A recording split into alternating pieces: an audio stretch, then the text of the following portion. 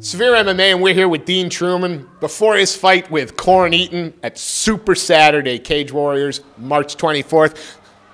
A fight remade because what happened the first time? Corn lost his arse and got injured. But they tried to rematch me, but the fights weren't right for me, so I didn't get to fight. Super Saturday, big card, big event. You know, they've announced Nathaniel, so you're gonna get a huge crowd there. You going into enemy territory there, or do you feel like home? Huge crowd booing me, but that doesn't bother me. I've had that in a few fights, but yeah, it'd be nice to shut them up, wouldn't it? You had other opportunities. You said some fights just weren't right.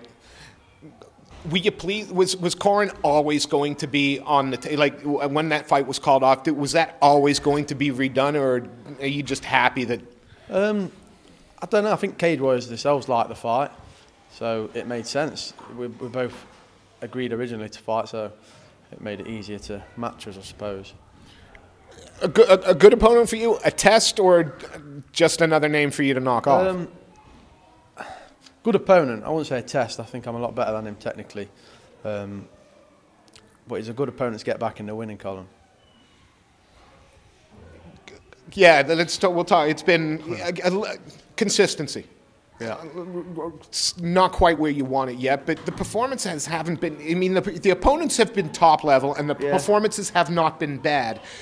Do you take? Does it give you confidence that the performance wasn't bad? How do you look at those? Well, a loss is always heartbreaking. It always guttering, but you have to, like I say, you do have to take a lesson from the loss. I think, like, Franz is a legit guy. He's on tough, and I think if I hadn't gone for that flying triangle, I'd have beat him. But big risk, big reward, and all that. But it doesn't always pay off. But I think I can hang with the best that Cage Warriors have got. Is Corn dangerous? He is dangerous place. That's where do you see? Where are Corn's strengths as you perceive them? Yeah, he's a tough lad. He could take a punch, and he'll take a punch to give one. I think, from what I've seen, I think he's predominantly a striker, or he thinks he is. So the easy route for me would be to take him down and beat him up that way. But every fight starts standing. I think I'm a technically better striker than him anyway. So we'll just see where it goes. I'm just not going to chase the finish like I have done in previous fights. Have you been as active as you'd like, or have you taken the time on purpose? Because it's been a little while. No, last year I wanted a big year after the Franz fight. I wanted to get straight back in there, but just circumstances have stopped me, like Cage Warriors not being able to match me and things like that.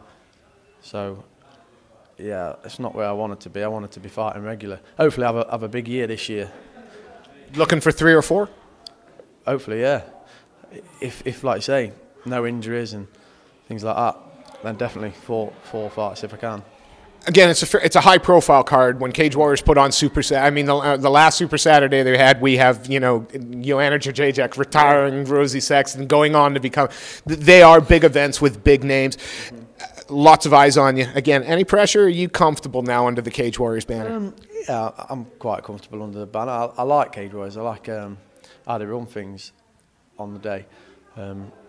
But pressure, everyone's under pressure in a fight. Everyone's pressured to win and perform. But you just have to sort of rise above that and just perform the best you can on the day, I suppose. You've continued to kind of mix up the training. You train all Nottingham MMA. You're here at Skilling, but London. How much improvement have you seen over the last? And are we going to see a better Dean Trueman? Yeah, last year I was training down London Shoot a lot, and I improved massively training down there with them.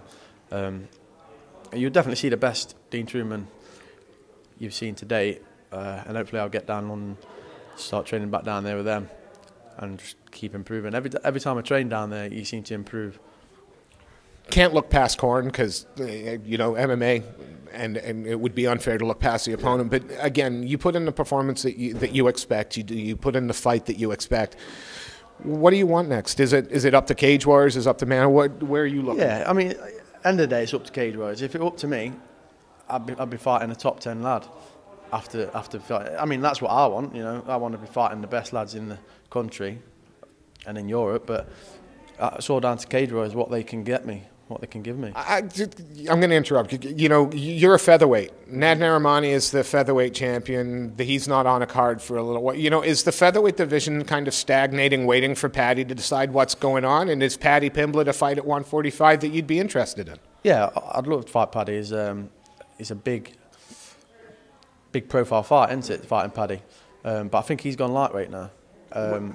And again, it just seems like so is that good news for a fighter like Dean Trueman though, who a couple of wins and? It's not good news because, like I say, he's a good fight. He's a good fight to have, isn't he? And if he goes to lightweight, it's a fight I'm not going to have. However, a path to the featherweight championship doesn't become muddied with Paddy playing, you know, 145 and 155.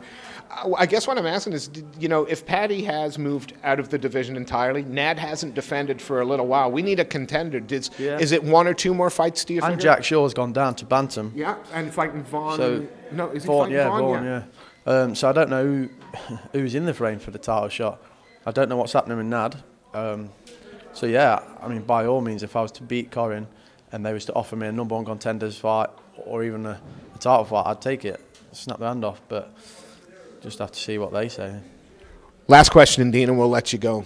Come March 24th, come Cage Warriors Super Saturday, what can we expect to see from Dean Trueman? Well, like I say, I always come and have a fight. I always try and put on a good fight. But I think you'll see me TKO him. Want to call around? I got asked this the other day. BetSafe, pay attention, BetSafe. I know you're sponsoring Cage Warriors at the moment. Pay attention to this. And I'm not the underdog this time, BetSafe. I said second last night on an interview, but my coach was watching and he said first, so I'm going to go first. Done. You heard it here on SevereMMA first. We'll go first round TKO. Dean, always a pleasure catching up with you, sir. Thank you ever so much for your time. Sponsors? Oh, absolutely. Right. Sorry if I forget anyone. I got Capital Civils, Precision Flow Screed, AW Plastering, OPRO, Subguards, Primal Court, Blue River Nutrition, QAV. Without all them, I couldn't do what I'm doing now. So thank you very much. I'm in management because they're all right. They're not bad. They're all right. Yeah, they're all right. Isn't that Jimmy Warhead? Cowboys. Cheers. Nice one. Thank you, Dean.